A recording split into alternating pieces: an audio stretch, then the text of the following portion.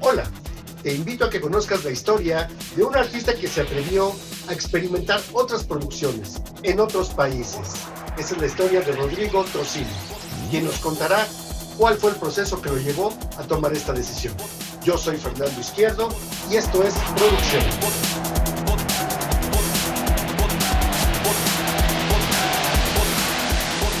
Amigos de Esto es Producción, tengo el gran placer y el gran honor de tener una entrevista muy especial y muy particular, conectándome hasta Venecia con un gran cantante, una gran persona sobre todo, que tuvimos la fortuna de conocernos desde hace ya muchos años, de tener proyectos juntos en muchas facetas de su carrera, porque él, además de ser cantante, pues también es actor, también es conductor de televisión. Y para mí de verdad es un gran placer y un gran honor tener en la entrevista de Esto es Producción a Rodrigo Trocino. Rodrigo, ¿cómo estás? Fernando, muy bien, qué gusto reencontrarnos de nuevo. Y cuando se hacen amigos es como si hubiera sido ayer. Bastan 3 minutos de plática para reconectar otra vez las buenas amistades. Igual me da tantísimo gusto verte, Fernando. Muchas gracias, Rodrigo. Pues mira, para todos nuestros amigos que nos siguen en Esto es Producción, esta charla que voy a tener contigo, quisiera, para empezar, para aquellos que no te conocen, que te presentaras quién es Rodrigo Trocino, qué ha hecho Rodrigo Trocino, cuál ha sido su trayectoria, qué está haciendo actualmente. Platícanos de ti, Rodrigo, por favor. ¿Quién soy? Ya comenzamos. Fernando, empezamos con las depresiones. No, pues un cantante de ópera que soñó desde niño, apenas viendo un concierto en México, de los tres tenores me tocó, apenas estaba este boom de los tenores que difundían la ópera por el mundo, y ahí fue cuando definitivamente me di cuenta que ese era el sonido que yo quería emitir de mi voz, y ese era el género de música que yo quería interpretar.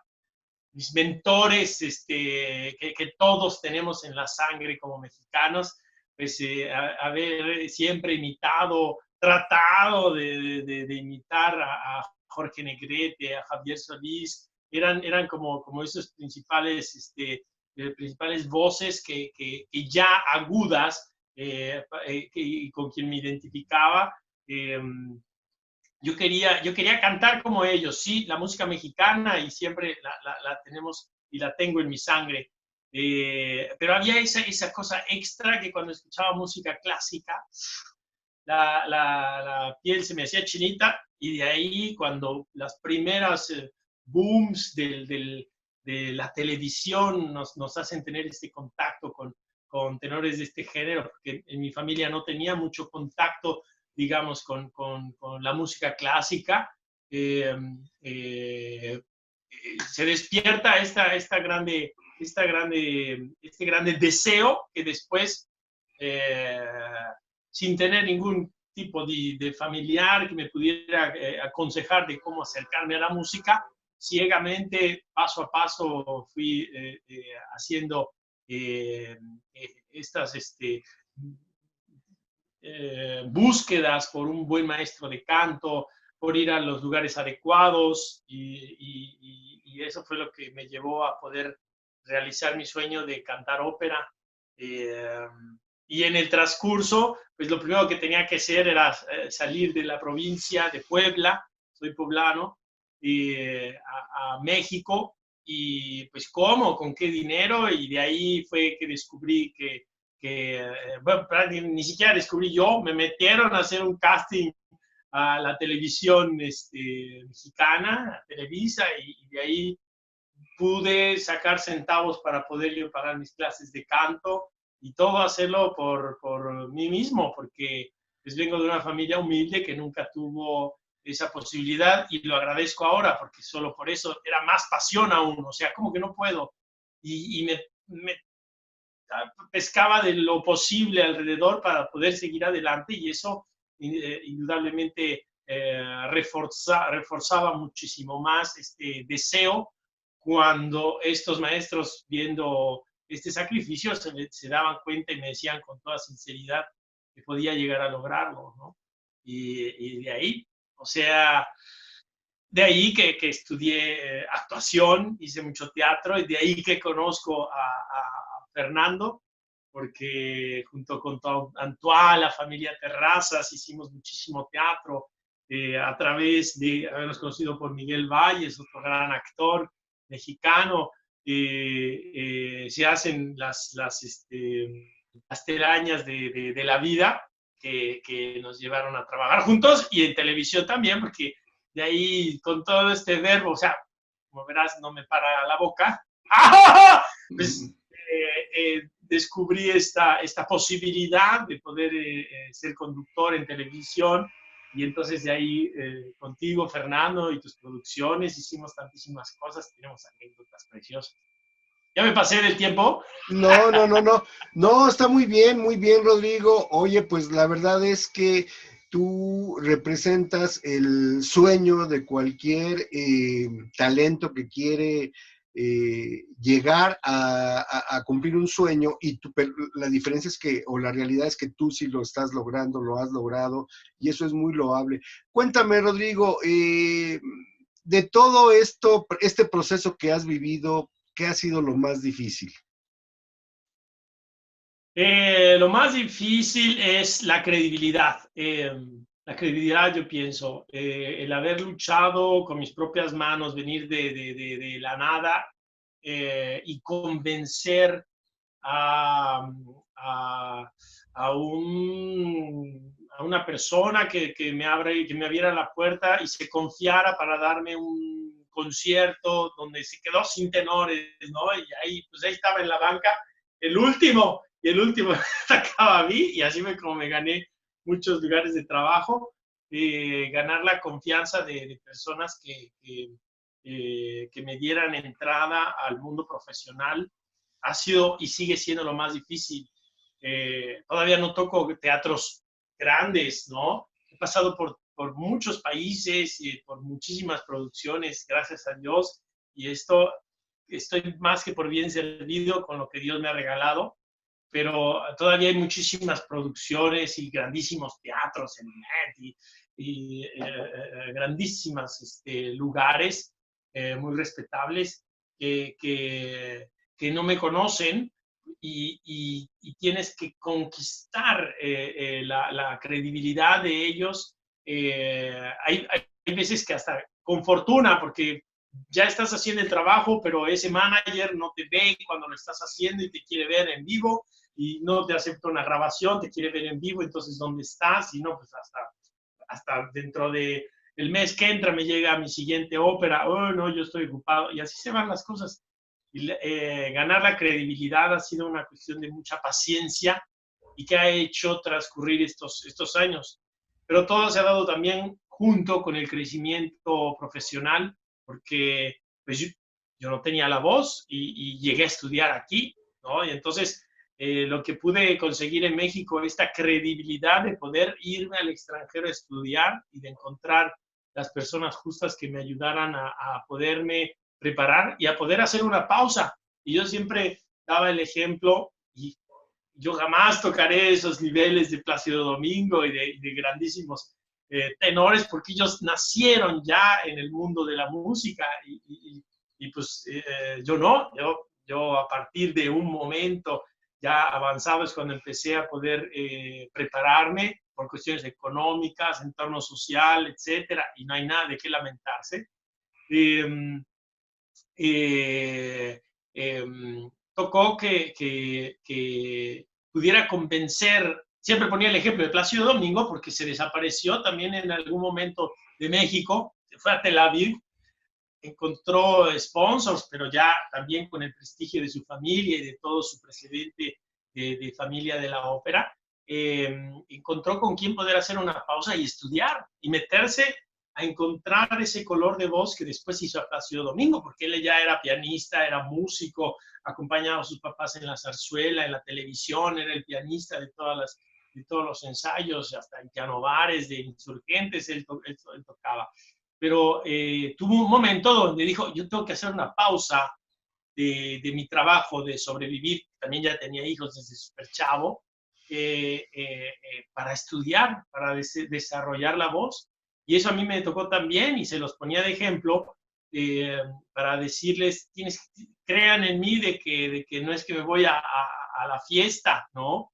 Yo voy a estudiar y ya tenía con quien yo había conocido en un año anterior, en 2007, a una maestra que a través de mis audiciones por internet que encontré, que me llevaban a Filadelfia, y de Filadelfia me llevaban a Italia, ahí conocí a esa maestra que me dijo, yo te puedo ayudar, pero tienes que venir, y estaba aquí en Venecia, esta maestra. Entonces,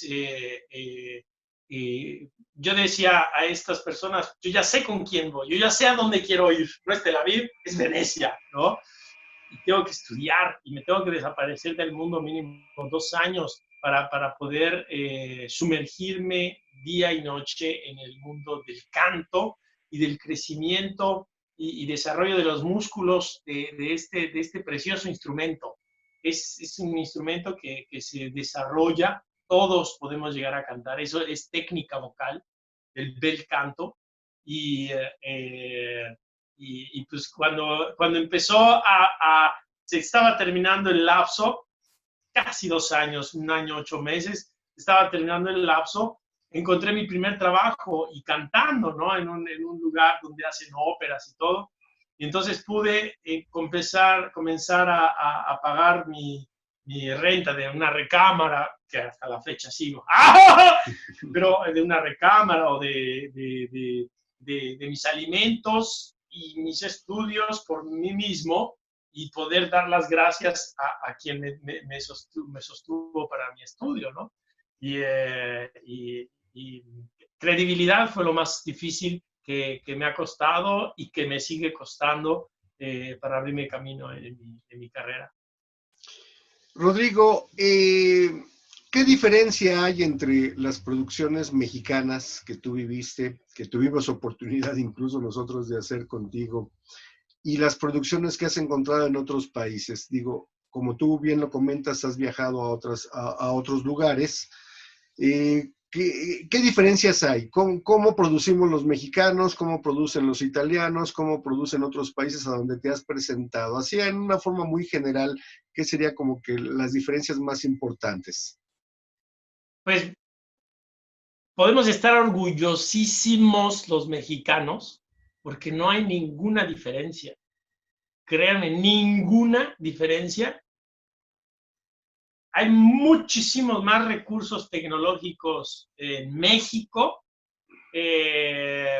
muchísimo más uso de la tecnología en las producciones en México que en mismo Italia, si hablamos de Italia. Si vamos a Alemania, ya están más americanizados, porque a ellos les doy el top a los showmen, en el sentido positivo, a los Estados Unidos, que de veras hacen las producciones con tecnología impresionante. Alemania ya usa mucho esta tecnología también, ya ves cosas impactantes. Y en Italia lo impactante que ves es que con su creatividad todavía usa menos tecnología, todavía usa más recursos como una luz detrás y una sombra y un telo, cuando ya en otro lado estamos viendo el robot que baja y te mueve el escenario como en München, o y te cambia toda la perspectiva, una máquina. Y en Italia es todavía más la luz, la sombra, muy, con menos recursos y menos tecnología. De eso podemos estar bien orgullosos los mexicanos, porque los musicales que vemos en la Ciudad de México, todo de veras tiene, aquí jamás podría imaginar que se podría montar un Star Starlight se llamaba este musical de los patines, ¿no? Ujú. Que hizo México. Jamás yo podría imaginarlo en Milano tal vez, pero uno en todo un país, de eso podemos estar bien orgullosos. Por ejemplo, para nuestros amigos que se dedican a la producción, los que se quieren dedicar a la producción, eh, con tus, con tus historias, con tus anécdotas y con tus experiencias allá en Italia, vamos, si alguien de México quisiera incursionarse, irse para allá, intentar probar suerte a nivel técnico o a nivel profesional, ¿tú qué le recomendarías? ¿Cuál sería tu sugerencia? Llegar, si ya están metidos en el mundo de la producción y ya tienen toda esa experiencia con todo ese tipo de arsenales que se manejan tecnológicamente en México, llegarían aquí verdaderamente muy preparados, muy preparados, muy por encima, y a encontrarse con máquinas de hace 10 años y a trabajar con ellas. Eh, eh, es eso en realidad. Mm, la búsqueda de trabajo en el extranjero, en Europa, se tienen todavía más, aún en esta época, las medidas de primero dar su trabajo a los locales, para después, cuando ese lugar no lo puede hacer ningún otro, meten al extranjero. O sea, que es difícil la competencia y hasta en mi misma profesión. Eh, eh, las escuelas y la manera de cómo se prepara un técnico en México es óptima, es óptima. O sea, los que ya llegan a un... ahorita estoy olvidando los teatros, los nombres, algunos nombres importantes de los teatros de México, que son tantos, porque la actividad del teatro en México es impresionante, es muchísima. No se hace ópera, ok, obviamente está el Festival de Guanajuato, lo que es el Cervantino, pero poquísima, poquísima. Pero los musicales, el teatro como tal, tiene una actividad impresionante en México y eso también podemos estar bien orgullosos. Hasta ahí podría dar como consejo, digamos, de quien quisiera buscar esto. Quisiera buscar, se encontraría con pocas ciudades que requieren este tipo de trabajos técnicos, ¿no? Y que son ciudades muy elementales como un Milano o como ya teatros de la ópera, ¿no? Donde a lo que van a llegar es no a producciones de concierto como en el eh,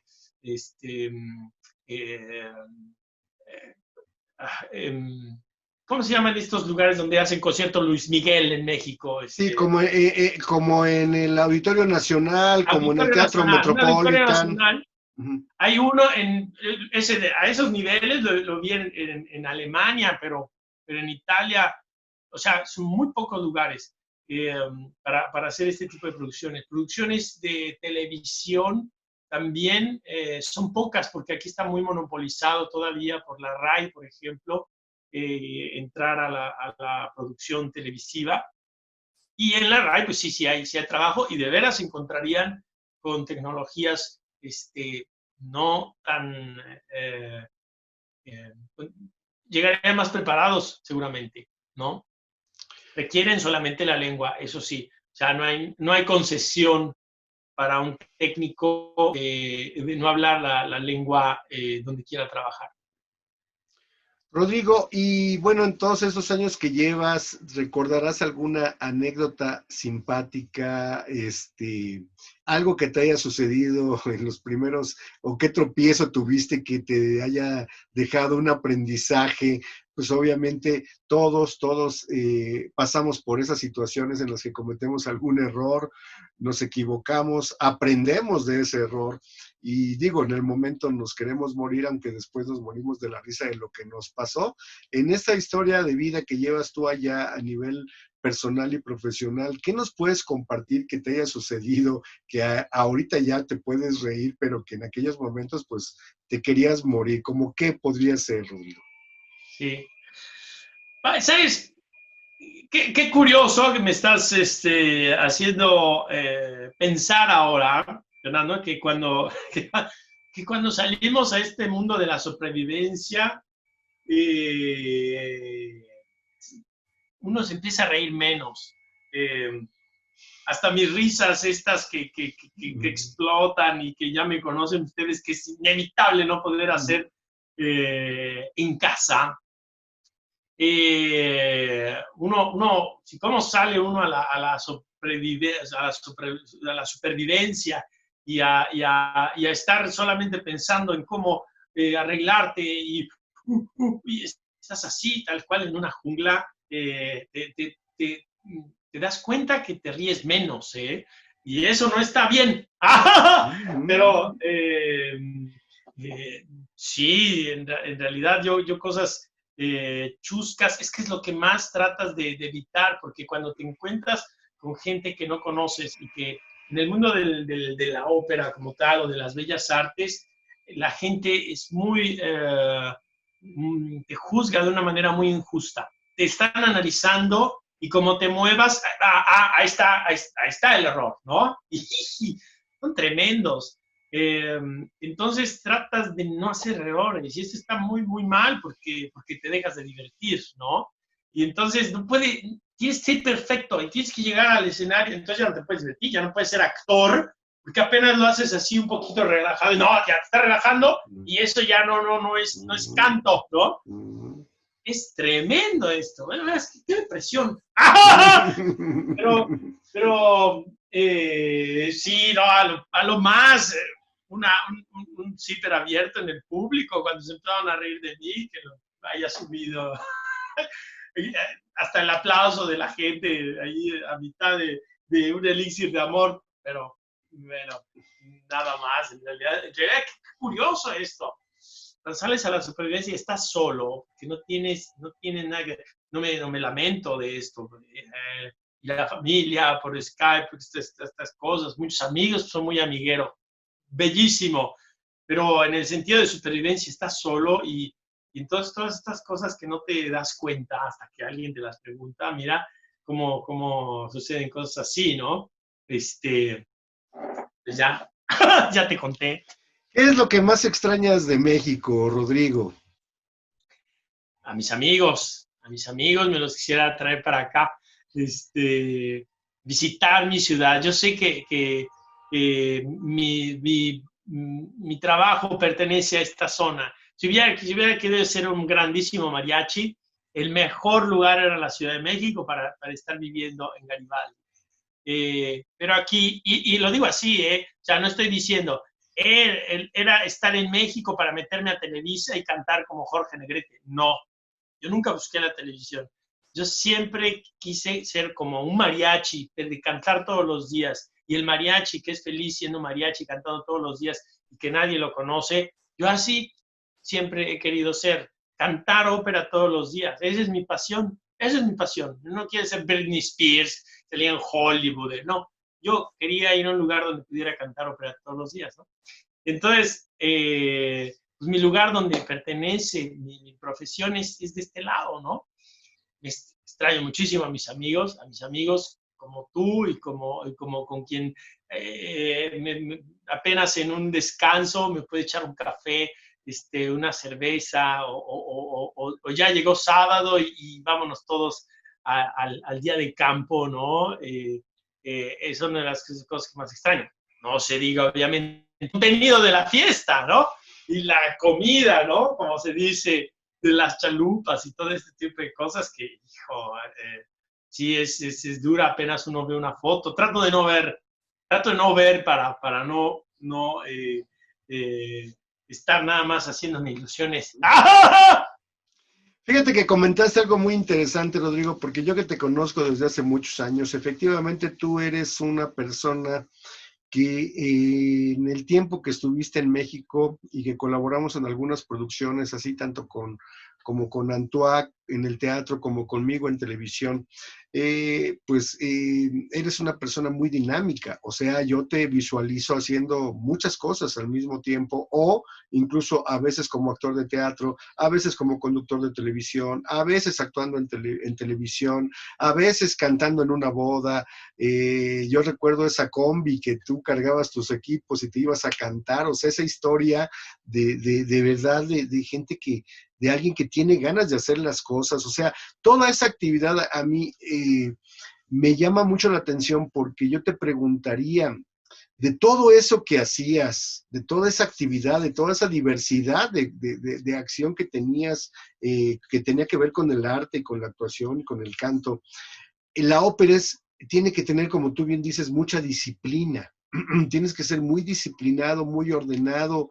¿Y cómo te fue en esa transición? ¿Cómo te fue en ese cambio de lo que venías haciendo ahora, tener que hacer esto? Y todavía, si a eso le aunas, lejos de tu país, lejos de tus amigos, ¿qué nos puedes compartir de eso? Hay que tener de verdad mucho carácter, muchas ganas, mucho temple. ¿Cuál es la fórmula, Rodrigo? Bueno, nada ha cambiado porque no he madurado. ¡Ah! Ya el punto de inicio. Okay. Pero lo que sí, primero que nada, se tiene que tener, al menos de lo que a mí me ha servido. Yo no soy nadie para dar estos consejos, porque todavía, porque yo no soy una gran, no, y todavía estaba a la mitad de vida, soy muy joven. ¡Ah! Ya a los 80 ya puedo dar consejos. Pero lo que sí sé que sirve es que yo veo que las únicas personas que pueden hacer cosas grandes es los que conscientemente saben para qué está hecho su cuerpo. Porque hay muchas personas que quieren hacer algo grande, pero su limitación física y mental no te lo permite. Y a veces los golpes de la vida te lo hacen entender. Hay quien no entiende y sigue, pero pues no lo logra. Y, y, y, y la fe, porque hay muchas personas que cuando te avientas a hacer las cosas y que pase lo que pase, como un kamikaze, viendo la que sea de las consecuencias, eh, eh, tienes que tener mucha fe. Yo tener fe me ha servido. Yo haber crecido con en una familia católica y que me hizo encontrar, yo no soy ni siquiera responsable, no lo debo decir, pero de mi religión, pero el poderme sentar en una iglesia y hacer así como reset y tener fe, porque sí creo, me ha dado mucha fuerza a nunca sentirme solo, sino a solas. Pero a todo esto también hay ese ser supremo que te da esas características físicas que te hace poder o no poder realizar un sueño. Y primero tienes que estar muy consciente de qué puedes hacer, ¿no? Saber a qué sirve esta marioneta en esta vida y divertirte con ella, porque te tienes que divertir en la vida, o sea, tienes que divertirte. Si no, ¿a qué llegaste? Y ahí un error mío, porque yo que esto que te digo, que ya no me río y no me estoy encontrando anécdotas alegres, es que de qué. Ahorita me boto por la ventana después de esta entrevista. Pero tienes que ser consciente primero de lo que puedes ser. Pero en todas las profesiones, o sea, aquí pues yo me di cuenta que podía cantar, me di cuenta que tenía un potencial desde lejos, porque tú sabes, Fernando, que nunca he sido una persona presumida o egocéntrica, que diga yo qué bonito soy, como me beso, ¿no? Como dice esa canción.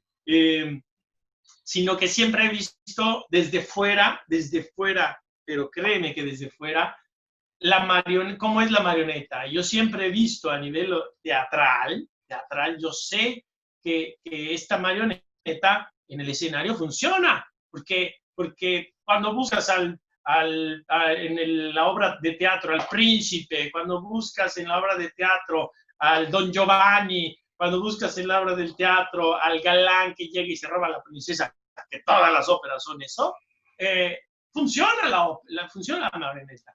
Entonces, de ahí, y después que había ciertos dotes en la voz que podían acompañar eso a poder entrar o arriesgar todo para acercarme al mundo difícil de la ópera, ¿no?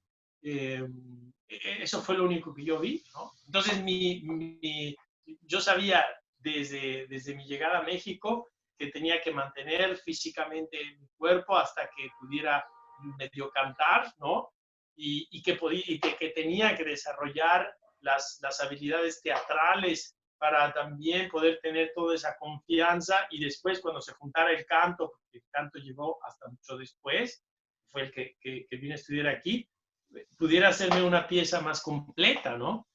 Y todo eso requería tiempo y años, y sin que nadie me lo dijera, me lo imaginaba yo con instinto de cómo era el mío plan de vida para los siguientes 20 años. Y yo sé que esto termina porque nos hacemos viejos, y como en las Olimpiadas y nuestro canto es olímpico, porque pertenecemos a ese mundo donde desarrollamos el instrumento de la voz, no para cantar música pop, y no quiere decir un diferente, desprestigiar, es otro género.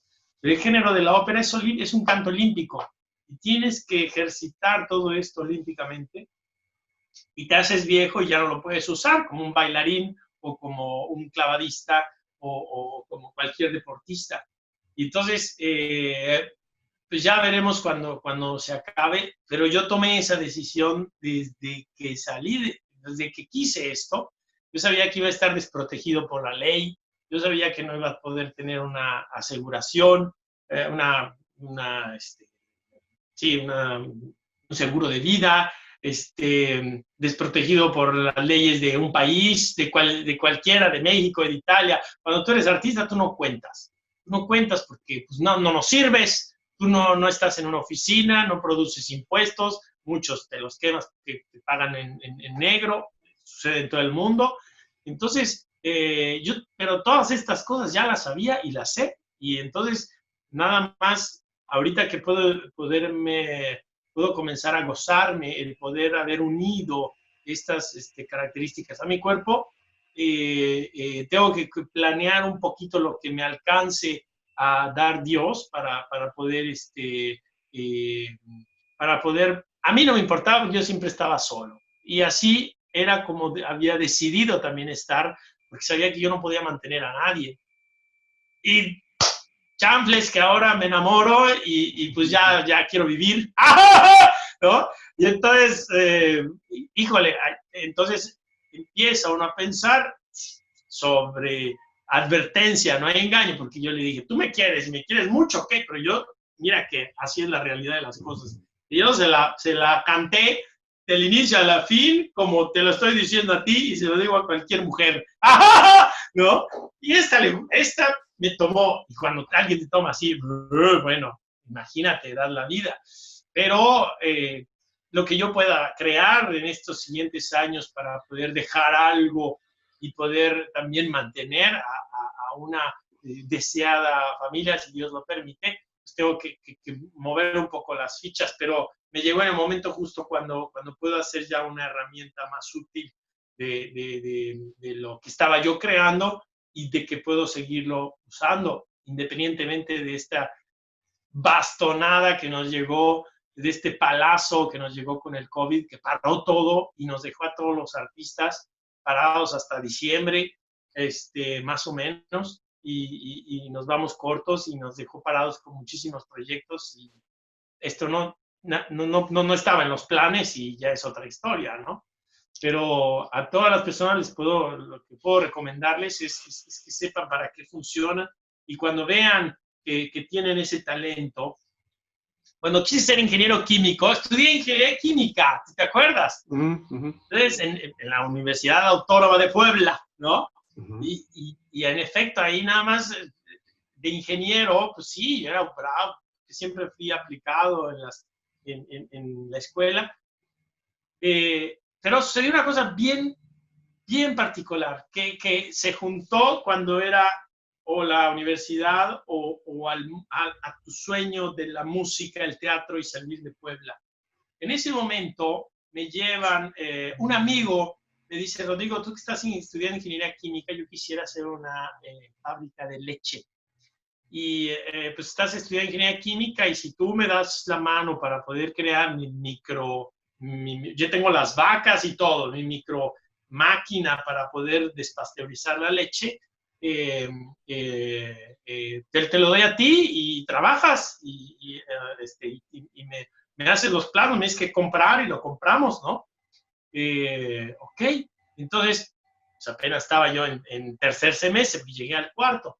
En ese momento me apoyo a un amigo que tenía, que ya se estaba recibiendo, y oye, pues me pidieron esto. Pues ya estaba recibiendo, pero estaba más adelante y vi una cosa, no era que él tuviera más conocimientos, era que él me dijo, una pasteurizadora, ¡ah, claro!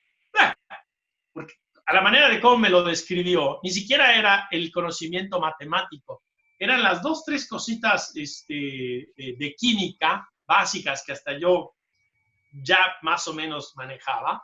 La manera de cómo él planteó y me armó una máquina en una sentada ahí en la cafetería de la universidad, que se me caía la baba de ver cómo un creativo, un apasionado y un talentoso ingeniero estaba diciendo, pues sí, pues, agua de limón, vaso, agua, una pizquina de azúcar y después el limón y ya, y después un tubo que lo saca. ¡Pah! Una despasteurizadora, ¿no? Se me caía la baba porque me daba cuenta que yo no tenía ese talento. No tenía ese talento, esa creatividad de un ingeniero. Entonces estaban creando nada más a mí me estaban creando para apretar un botón en una empresa y pues buscar el trabajo y ya, como muchos de nosotros somos, muy válido. Pero entonces había otra cosa en que yo pudiera explotar toda mi creatividad y mi pasión. Y porque si me dices, oye, ¿qué hacemos en el escenario? Porque hay este problema para resolver esta escena. Y a mí ni siquiera me dan introducción al personaje, ¿no? Yo veo cómo ya está, me meto en teatro, que salió de un día a otro, porque yo ya estaba en Televisa de un día a otro mágicamente, casting, ¿verdad? Pero llego al casting y, a ver, nos platica una introducción como si estuviera en un canal de televisión, ¿no?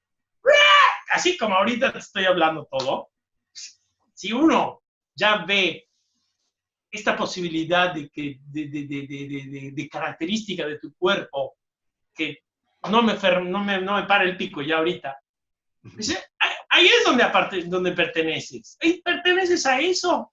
Ya. Hay otros cursos, 7 años enfrente de la televisión, y ok, ya hice mi ejercicio. Sí, ok, ¡acción! Allá. No, o sea, no te dediques a eso, maestro, ¿no? Yo también a eso, ¿no? Creo que es muy, creo que de verdad acabas de hacer un análisis perfecto de el por qué la gente debe de saber exactamente para qué nació, explotar esas cualidades.